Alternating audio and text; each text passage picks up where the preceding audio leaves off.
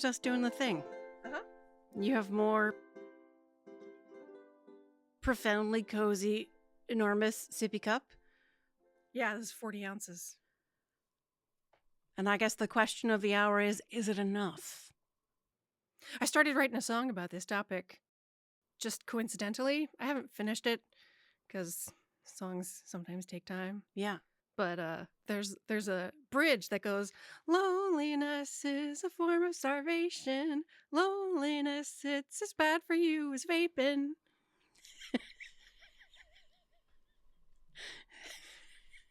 That's pretty good.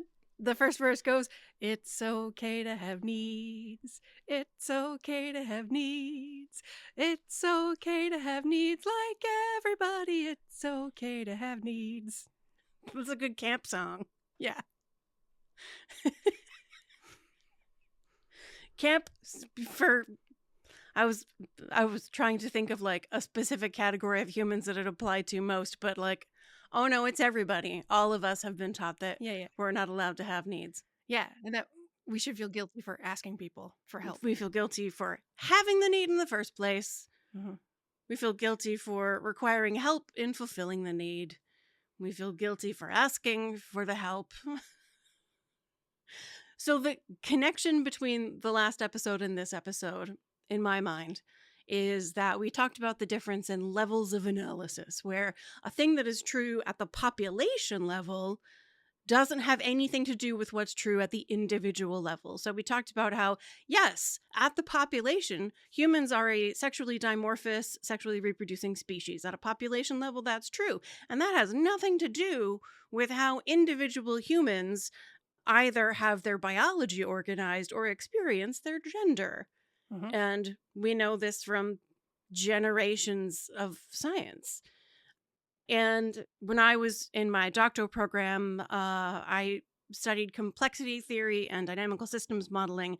And this is where this science comes from, is watching that the behavior of an individual within a group may behave in a way that seems completely unpredictable. But the way that individual behaves relative to the group, like within the group, is easily predictable because you can predict what the group is going to do. So we're talking about enoughness today. And enoughness on an individual level, just as it is true that your gender could be anything on an individual level, it is true that as an individual, no matter who you are or what you're doing, you are enough. You're enough. Because all you can be is 100% of who you are. And it is unreasonable for anyone to ask for or expect anything more than 100% of who you are. Are we making sense so far? Yep, I think we summed it up good. This was good. See you next week. Yeah, like, you're enough. Like, and hopefully, for most people, as you're hearing me say that, a part of you goes, yes, I am enough.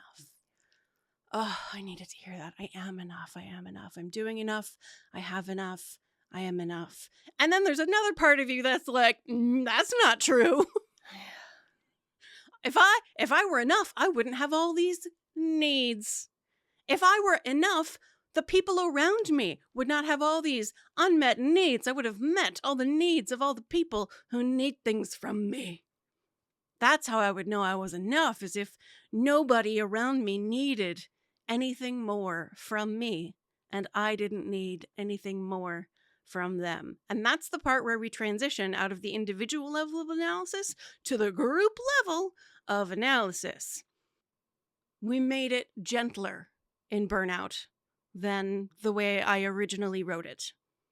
So I'm going to talk today in the language that I originally used that felt too harsh for our editor. Yeah. And maybe also for our agent, but here's the actual language that I'm going to use. At a population level, you as an individual are not enough. Of course you feel like you're not enough. Look at all the needs that exist. The universe is an infinite sucking vortex of need. you will never be able to meet all of the needs that surround you. You may not even be able to meet just the needs that dwell inside your one puny little organism. No. That is not how humans are designed. Humans are a swarm species. We are a herd species. We are a flock species. We do not fully exist as individuals. One individual human is not a complete living organism. Does that sentence make sense to you? Can you say that in a different way in case there's other people who are like, what? What do you mean an individual organism, an individual human is not a complete organism? The Greeks believed in the music of the spheres. And the idea of the music of the spheres was that there was a harmony that was an effect of and was a creator of rational organization to the universe. And that this harmony, the same harmony, exists at every level. So each cell of your body is organized in a proportional way, and all of the cells in your body are organized together according to that same harmonious proportion, and you as an individual function in a same parallel way using the same harmony in your family, and your family exists in society, and society exists in a nation, and a nation exists on a planet, and the planet exists in a solar system, in a galaxy, in the universe, and that all of these pieces are the same, are function in kind of like a fractal relationship to each other. Or holographic, if people know how holographs actually work. I don't, so good for those people who do. So when Moana says to the ocean, fish poop in you all day. Is that what she says? I don't remember. Yeah. She's mad at the ocean. She's like, fish poop in you all day. But like, you also are an organism like the ocean, covered in other teeny tiny organisms that are pooping all over you. In you, on you, all day. Yeah. Yeah. And this planet is a creation that is covered in, systems that poop on it all the time. I don't know. It's turned into poop because of Moana. So these are the things that I think of and the ways that I understand how nothing is complete without the other levels of the thing above it and below it. That is much deeper and more philosophical, and you're the art one, obviously, than the way that I think about it, because I think about it in terms of a flock of birds, or specifically a murmuration. So a murmuration, we should include a link to an image or a video of a murmuration, is a massive, like thousands and thousands of birds, starlings. And they seem to be swirling in a directionless mass, just floating and rolling waves of birds, and it doesn't seem like there's any direction. And it is the case that no specific individual bird is the leader, and no specific individual bird has a plan for where they are going, but it is as the collective that they gradually come to the conclusion that was inevitable, which is that they settle in a tree.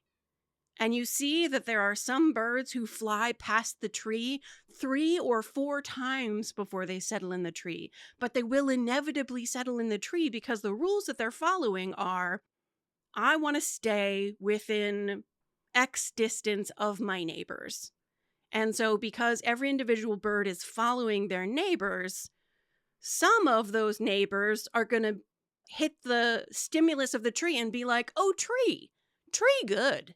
And they're going to sit in the tree. But because there are thousands and thousands of birds, some of those birds are a mile away. And so when the first birds get to tree, the last birds are just following the birds in front of them, and it's not a straight line. Because there's also going to be wind that gets in the way. There might be a predator bird that gets in the way. All sorts of things can interrupt and transition the flow of this massive collective of birds, and yet in the end they all ultimately end up in the same place, which is the place that they were always going. Yeah, the system is self-organizing. Yes, the system is self-organizing. It is an emergent property of the complex dynamical system. God, we are being so like nerdy, and I don't know if this is helpful. The thing I want to say, like the ultimate moral of the story for me is when you feel like you are not enough, what that emotion means is that you feel lonely, Yeah, is what it comes down to. yeah, You have gotten too far away from the other birds in your flock, yeah. and you don't know which direction to fly. You're built to be part of a system, and you cannot feel the system. And yeah, you have lost touch, you have lost contact with your system. And so when you feel like you're not enough, it is not because there's anything not enough about you. You as an individual organism are 100% of what a human organism is, but it Right. just is the case that 100% of a human organism is not 100% of a living unit. Right. Like you're a single neuron, which is an amazing little thing, but kind of useless without a network of other Without at neurons. least one other neuron. Right. To be part of the chain of transmission of information across the entire system. That's a really great metaphor. I like that a lot. Thank you. You're a neuron. You're a neuron. It's amazing. And sort of pointless unless you have contact with another neuron. Right. And we say this not because we so profoundly feel this longing for connection and human contact and being in community with others. We do not want to be, certainly, we don't want to be leaders of a community, No. but we don't even have a like strong appetite for participating in community of any kind. Far lower than the average person's We are need. introverted autistics. Yeah. Yeah. Our appetites, everyone has a different appetite for social connection. And some people just like crave and constantly hunger for connection. They long to be part of a group sort of all the time. And other people can tolerate, they require some connection Yeah.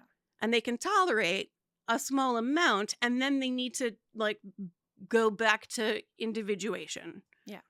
So when you feel like you are not enough, it is not because you are not enough. That's a story that our culture has laid on top of an emotional experience that is a biological drive Yes. for connection. Yes. It's not just like you want to fit in because it feels cool. It's a biological drive to fit in. And we know that loneliness is as physically bad for your health as smoking something like 15 cigarettes a day. Yeah. Hence your song that it's As bad for you as vaping. Yeah. Because vaping rhymes better than smoking. yeah, vaping rhymes Starvation, better. vaping. It's close I can't enough. claim it's a good rhyme, but whatever. It's a work in progress. There's a lot worse rhymes in pop songs. Yeah. A little poetic license. And so when you have the feeling of not being enough, which I already have had the feeling of watching how many horror shows, how many sort of fields of horror have been opening up in the last few weeks. I have had the sense of like there's an extreme limitation to the amount of energy that I can put into this. I cannot solve all of these problems. I cannot be dedicated to all of these problems. I have the resources that I have, and I can allocate them in a way that is aligned with my purpose. And I am fortunate to have a very clear and explicit purpose to constrain my decision making about where I put my energy, which is like I teach people to live with confidence and joy inside their bodies. Confidence is knowing what's true, joy is loving what's true. That's my job. I'm doing my job right now, and it is allocating the time and energy that I have to fulfilling the thing that I am here to do, which is great. And I am aware that there are vast fields of horror that I have excluded from my path. Like I am not doing things about the ways the I mean, like I can't even pick one to say out loud. Yeah. There are so many things. Yeah. Like the states that are actively choosing not to monitor the death of women and children because of anti-abortion laws. And that's pretty darn close. That is immediately adjacent to my stuff. Yeah. But like I can't change Texas's lawmaking system. Yeah. That can't be where I put my energy because I'm not going to make enough of a difference for it to be worth the There energy. are other people doing that, and there are people who have more resources to dedicate to that. And you know what those people are not doing? They're not teaching people to live with confidence and joy inside their bodies. Yes. You're the one doing that. And I am confident that this work of teaching people, recognizing when I have the emotion of feeling like I'm not enough, I'm not good enough, I don't have enough, I am not doing enough, I'm not working hard enough, God knows. That is loneliness. And in the same way that when you are hungry, please eat. When you feel like you are not enough, please connect. And the way you connect, in the same way that when you eat, you can make a whole variety of choices. When you connect, you can make a whole variety of choices. And you will learn through experience what sort of hunger is satisfied by which sort of connection. Of nourishment. Yeah. Of nourishment, yes, exactly. And I want to say that us talking about this, us helping you to meet that emotional need existing inside your body is absolutely like this is part of the revolution. One, being able to interpret that not in terms of the story your culture told you, but in terms of what your biology, your organism needs. Yeah. Means that you're going to be better able to like meet your own needs instead of like dissolving yourself, crushing yourself, destroying yourself, trying to be something you biologically cannot be. Yeah, like all of the needs that you need to meet or that you need to have met, listening to your body and trusting that there is a part of you that knows what you need and being able to make the choice to attend to that instead of trusting what you've been told you must trust, which is the shaming forces that come externally that tell you that you're not allowed to have those needs, that your needs are draining on people who deserve more, Right. or that How dare you? you ought to be ashamed for wanting some kind of lustful, gluttonous Comfort. something. And you know, we shame kids. We say, "Oh, don't listen to that kid. They're just doing it for attention." And that little kid learns that their need for attention is shameful. They should be embarrassed that they wanted attention, that it was trite and petty for them to ask for. I mean, what they're asking for is connection. Yeah. To be recognized that they exist and that they matter. That's a need that we have, that as children we seek to have met in some really adaptive ways and some maladaptive ways. Right. And for the most part, my experience, and I think a lot of kids have the experience that when they try maladaptive ways of seeking confirmation that they exist, that they matter, that they're part of the system that their body is longing for, they get told that that's too needy and that no one has time for that. And as long as they're clothed and fed, then they should be fine on their own. I think that's what a lot of kids get. Yeah. It's a very, like, people take for granted. They're just doing it for attention. Well, but attention is a basic human need. Yeah. And suppose like your kid comes home, and when we say your kid, we can mean you. Yeah. Comes home with the story of an experience of having been bullied. Yeah. And the loved one that this kid takes the story to says that bully is just trying to get attention. Your job is to ignore them. Yeah.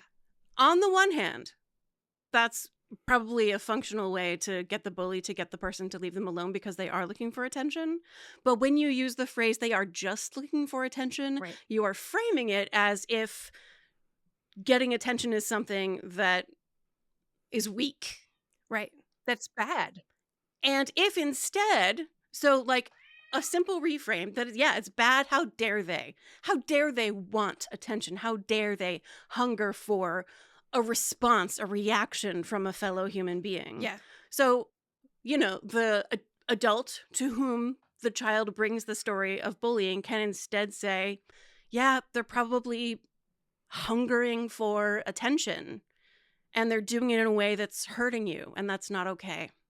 And you are not responsible for healing that other child. You're responsible for keeping yourself safe, and I'm going to make sure that you get your attention needs met. Yeah. And so for people we're talking to now who are reflecting back on, like, gosh, where did I learn that my need to belong was Weak. was unimportant, was trite? Where did I learn that? And how do I unlearn it now that I know?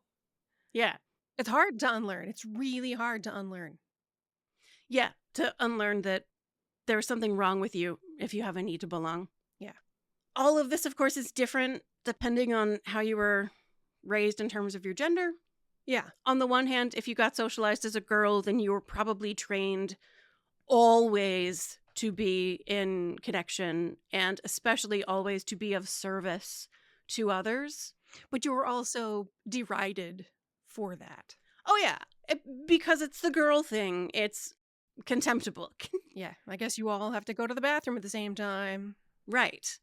And if you're raised as a boy, then you're taught to hunger for connection is, Girly. what are you, a fucking pussy? Exactly. And there is nothing worse than being A like a girl. girl. Yeah. If you're being raised as a boy. And Yeah. so you get taught to feel ashamed of needing connection either way, but in different ways. It's important to point out that your shame about your longing to connect may have a different character depending on your cultural origin and your family of origin. Some people, approximately half of people, have like stable enough, loving enough families of origin that they, Half? yeah, like half in North America. That's nice. I'm glad it's half. Isn't that nice? I really would have thought it was less. Of course you would. Because you assume your experience is what everybody else's experience is. Shut up. Me too. Yeah. I've been with the same therapist since 2008. Mhm. Over and over. My therapeutic process. When I was being trained as a therapist, I was taught that over and over, a client's experience is going to be realizing that they are not alone, that their experience is very much like other people's. Really? But my therapy over and over again has been learning that I am not like other people, Yeah. that that's not everyone's experience. Yeah. Me too. So, which I think puts us in a good position to be talking about this. Yeah.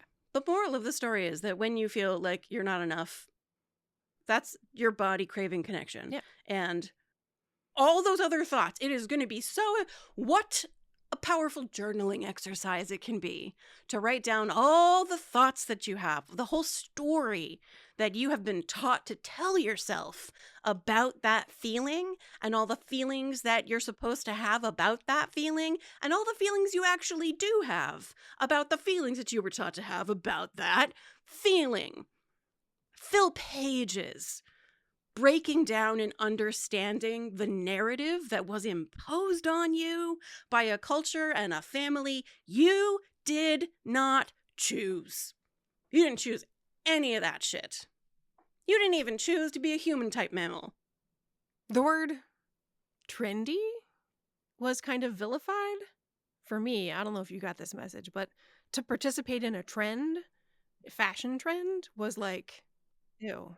Well, to participate in a trend as a teenager is inherent. Like, that's just teenagers. I know, but like, there was definitely a feeling that to participate in a trend, which is to say, to do the same thing as the other people around you just because that's what they're doing, Mm-hmm.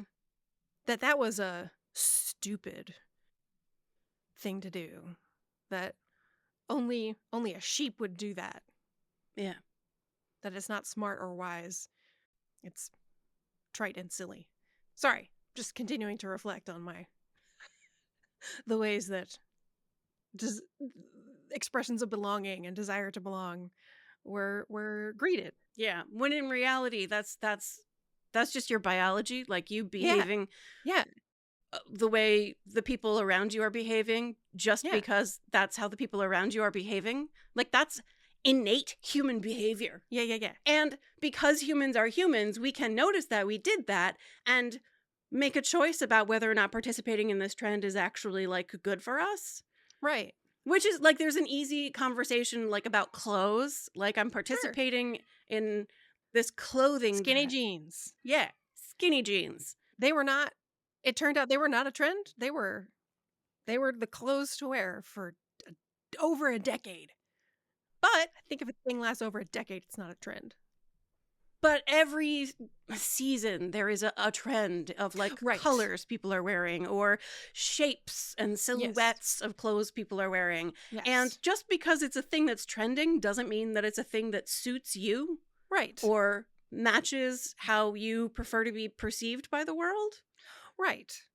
So you might feel pressure to participate even though you don't really enjoy it, but also you might want to just participate even though you don't really enjoy it because you do enjoy the sense of I'm participating in the trend. Yeah, of participation.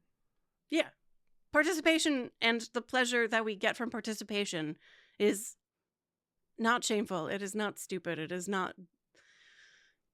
It's so interesting how the language you report absorbing is all about like intelligence and intellect and rising above animal instinct through reason and like being smarter than of the other people.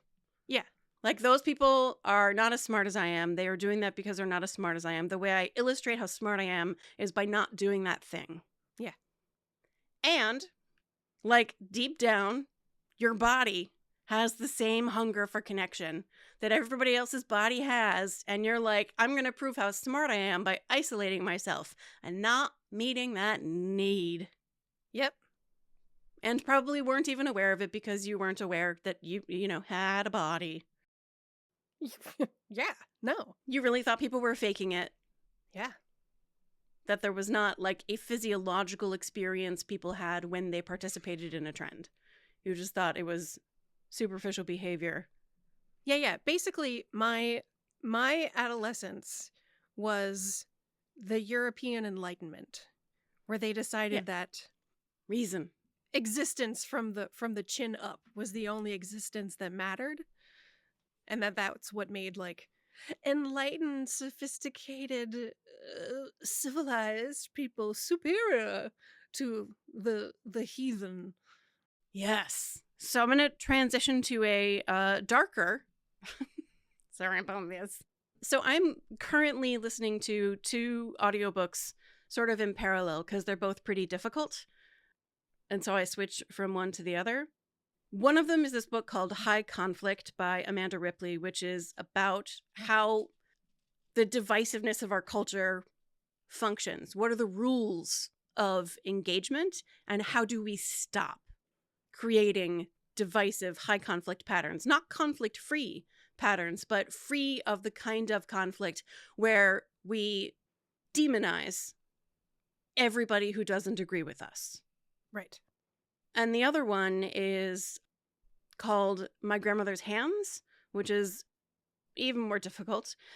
And it's about the ways that white supremacy lives in our bodies. It is white body supremacy, and is the first book that I've encountered that grapples with the way white body supremacy shows up in the bodies of white people, the ways it shows up in the bodies of Black people, and the way it shows up in the bodies of cops. And until all of us have like done a lot of healing around the ways white body supremacy shows up in our bodies, healed the way it shows up in our bodies, we're not actually like, I have done countless hours of diversity training and education and reading and conversations and formal and informal training around racial justice. Like, we have made a whole episode called White Ladies Who Try. We will probably do another one in February. And it turns out this mission of mine, this like reason that I am on earth of teaching people to live with confidence and joy, knowing what's true and loving what's true is the hard part, can be part of this much bigger cultural goal of, you know, building a stable multiracial democracy, which can only happen if people can turn toward their own internal experience with kindness and compassion, recognizing the harm they have caused and the harm that they carry intergenerationally, like the trauma that white people carried in their bodies to these shores. It was already there, and we just started taking it out on everybody we met. And until we can heal that intergenerational trauma, we're never going to stop doing the harm. Yeah. So when you can notice what your body is saying to you and not believe the story that your culture told you, recognize that emotion for what it actually is and meet it in a way that is actually going to satisfy that need. Because imagine if every time you were hungry, you thought, oh, I'm thirsty, and you just kept drinking water. You would stay hungry all the time, and you'd think, I'm drinking all this water. What's wrong with me? Like, why can't I be satisfied? If you think that intellectual work is going to create the change you want to see in the world, alas and alack. Like, we were raised in family and a culture that 100% prioritized intellectual work. Yeah. And that all intellectual labor was good intellectual labor and sufficient for solving any problem. Which is bananas, because, look, the boomers are the ones who went through the psycho something mushroomy drug thing and the free love and the like get back to nature hippie and sort of like guru yoga shaman spiritual journey. I mean, that was all dismissed as silly and derided, wasn't it? Oh, yeah. But it happened. But like, I guess that was the loser in history. And what won was the people who thought that that was all stupid. I can offer I'm only 20% of the way through My Grandmother's Hands. Like, it is slow. The author says specifically, don't skip the exercises. If you can't do the exercise, wait until you can do the exercise to move forward. So I'm like waiting until I can do the exercise, which sometimes is just like, I'm like driving my car, I cannot do this exercise. And sometimes it's, I'm not emotionally ready to do this exercise. So my opinion is that hippies was a, predominantly white situation. And they probably got to a certain level of like being connected with their internal experience, and which leads inevitably to feeling connected with the oneness that is the one self, the God self, the oneness of the universe, that you are everything all together. And it touched the white trauma, and people were like, that's far enough. We don't have to dig much further than that. Only a handful of people probably got beyond that. Yeah. I mean, and even the term hippie was a derisive term. Right. Dirty hippie. Yeah. Yeah. So then we, as Gen X, were raised in this, like, latchkey kid generation where, Yeah. You'll notice neither of our boomer parents was a hippie. Right. No. So, like, the actual proportion of hippies to normies. Yeah. Yeah. And also, there's a reason why the ending of the TV series Mad Men is so powerful. Right. If anybody doesn't know, spoiler for Mad Men, he goes from being this ad executive on Madison Avenue to like moving to a commune in California and meditating wearing a gauze cotton tunic and a beaded lariat. Yeah. And as he's meditating, how the show ends, as he's meditating, literally, I believe literally, like with his hands in the lotus position going, Om. Yeah. Yeah, maybe. He has a vision Yeah. of what would become the iconic Coke commercial Yeah. I'd like to teach the world to sing. in perfect harmony. And that it's I'd used like to to sell give the world to Coke. fucking Coke. Yeah. And I think that's what happened. Is it got bought, just like feminism, it got bought by corporations. Yep. Uh-huh. So those are just some of the components of the story, depending on your generation. Those are some of the components of the story that's going to come up when you try to examine the feelings you have about your feeling of not being enough, that you should feel ashamed of needing connection. Yeah. That connection can somehow be purchased. That connection can be fulfilled, really, like, completely fulfilled online. It can partly. But we need co-presence with a mammal. Yeah, so the deal with virtual connection is that it gives us virtual connection. The more senses are involved, the better it is for us. So if we can hear voices, that's great. If we can see faces, that's better. Is that why we're doing video this week? Practicing what we preach? Video, people like video. People like video. Because they're using more of their senses? And like physiologically, it does different things. Yeah.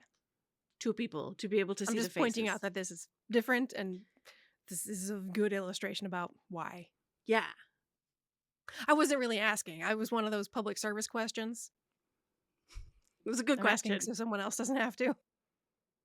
But ultimately, I mean, just like if you're hungry and you consistently eat only one thing, it's not meeting all of your nutritional needs. No matter how nice that, if you eat only kale forever, even that is not going to meet all your nutritional needs. Kale's great for you, but it is only one thing, and you ultimately need variety. A variety and full nourishment. And also, connection and food both are, we're going to do a whole food episode, I'm sure. Connection and food both are not just about plain old nourishment, but are about sharing joy and pleasure, which every human is entitled to. Yeah. Including you, person listening. Including me. Me not believing me when I say it. But I am. So while you've been listening to these difficult audiobooks, I've been listening multiple times to the new Brandon Sanderson Stormlight archive book. And in it, one of our protagonists becomes like that planet's first therapist. And he's like trying to figure out how to help people's mental difficulties, and working with this one particular very messed up dude, and comes up with 3 rules. Rule 1 is you're a person, not a thing. Rule 2 is you get to choose, and rule 3 is you deserve to be happy. So if anybody thinks the Stormlight archive books aren't, I don't know, helpful, I just want to defend the fact that I haven't listened to any nonfiction in the past since December 6th when the book came out. I have accidentally it's all based on like when my library holds come. Yeah. And it just so happened that these 2 books library holds arrived within a matter of days. I'm also reading a book about shadow work. So like, I guess I have just decided that December is the month that I'm going to go hard into the shadow. Yeah. No, I haven't done that. I've listened to this other book, but I did learn that thing. Also the fish poop in you. And then if the ocean could talk back and say, well, you're covered in little organisms that poop all over you. You're that filled with organisms that poop in you. Covered and filled with. And that is also a parallel that Brandon Sanderson draws in one of the funniest conversations in all of the Stormlight archive. I stole that from Brandon Sanderson, who stole it from Moana. Do you have that book with you? I mean, yeah. I feel like the best possible way to end this episode is with exactly that funniest exchange. Okay. Because it's a simple moral of the story. When you feel like you're not enough, what that means is you're lonely. Because the reality is that you as an individual are enough. And the reality is that you within the collective are not enough and were never intended to be enough and are intended to be in connection. It is through collaboration. It is a relay, not a marathon. You need somebody to pick up the baton when you're worn out. The analogy I always use is, look, if we need to move the shore where the ocean is, like me and my bucket are not enough to do that. And I work as hard as I can, me and my bucket, moving buckets of sand to move the shore. But the way that I know I'm making progress, like I cannot feel like I'm making progress if I just look at me and my one bucket versus the entire ocean. But if I look to my left, I see an infinite row of other people with their buckets, and I look to my other side and I see an infinite row of other people and their buckets, and I look behind me at all the people waiting and ready to take over when somebody gets too tired, and I pass on the bucket so that I can rest and chill at the campfire with all the people who are also resting, because we can rest because there's enough of us collaborating together that we can make it happen. That's the analogy. When you feel like you're not enough, look around and see. It's not look for the helpers, because we're adults and we are the helpers, but look around and see the people who are collaborating with you. Okay. Take us home.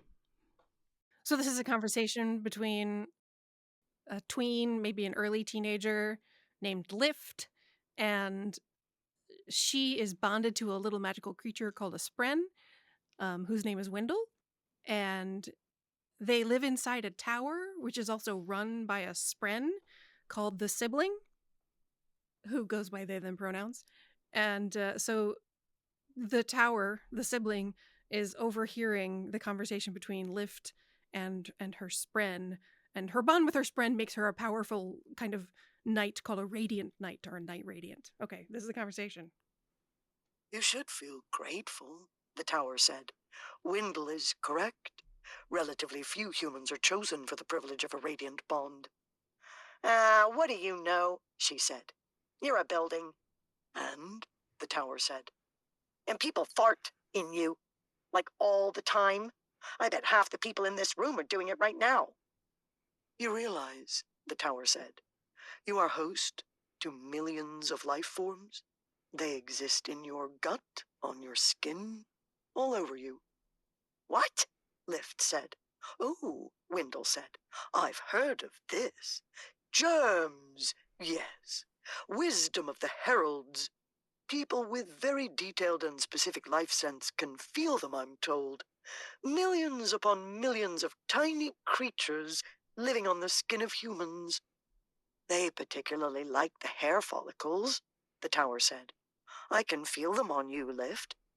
Lift stared at her hands, aghast. And yes, the Sibling added, they live their entire lives there, eating your dead skin flakes, defecating on you. You are a tower like me, Lift. Every human is. That is the grossest thing I've ever heard. She looked to Gav. Hey, Gav, did you know we have millions of tiny creatures living on us? Gross. I know. Awesome. You were just saying, the tower told her, that I'm not worth listening to because I'm filled with things that fart. And, Lift said, and you are too, so nobody should listen to you either. Gav, Lift said, should anyone listen to us when we say things about important stuff, I mean? Of course not, Gav said. We're kids. Lift looked to the glowing column of light and shrugged. I honestly have no idea why I started talking to you, the tower said. It's because you sensed Cultivation's touch on her, Wendell said, completely Completely missing the point. Gav is a like a little 5-year-old. She's actually the heir to the throne. missing the context of the tower's complaint. As usual, what a druff. But, well, he did put up with her. Anyway, that's Lift is definitely the funniest character in the book. She's very silly and fun. Anyway, you're not alone. You are filled with creatures that fart in and on you all day, every day. Yeah. The co-presence of microorganisms is not, according to the research, there is no research that demonstrates that connection with your microorganisms can help you feel like you're enough and to cure loneliness. In fact, mammalian co-presence is the co-presence that tends to do it. But Yeah. meanwhile, You are not alone.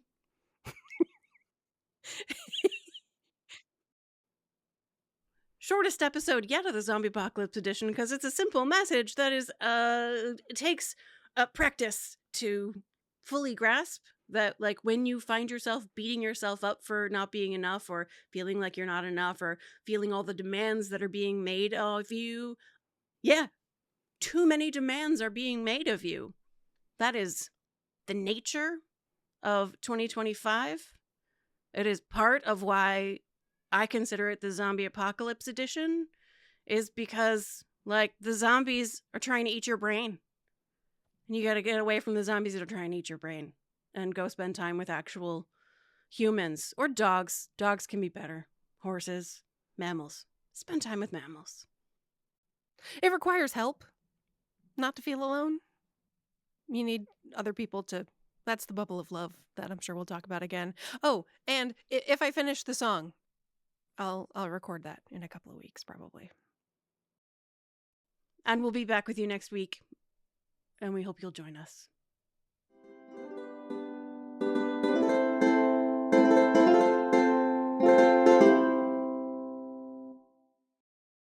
It's okay to have needs. It's okay to have needs. It's okay to have needs like everybody. It's okay to have needs.